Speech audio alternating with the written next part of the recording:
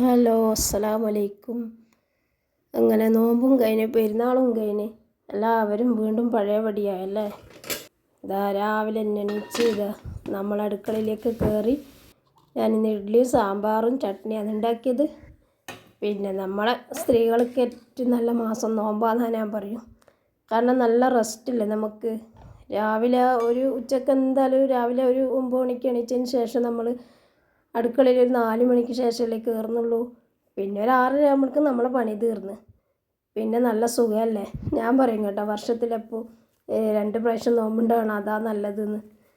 പിന്നെ ഞാനിത് രാവിലെ തന്നെ ഇഡ്ഡലി സാമ്പാറെല്ലാം ഉണ്ടാക്കി വെച്ച് പുറത്തേക്ക് ഇറങ്ങിയതാണ്.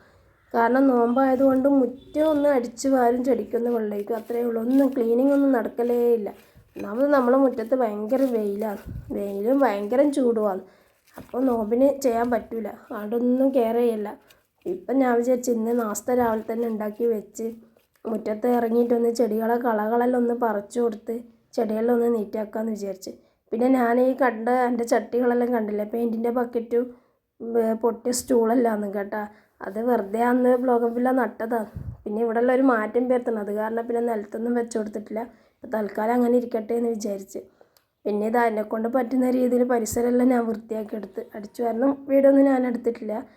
പിന്നെ എൻ്റെ ബ്ലോഗംവില്ലേൻ്റെ ഇതിൽ 10 കളറുണ്ട് കേട്ടോ.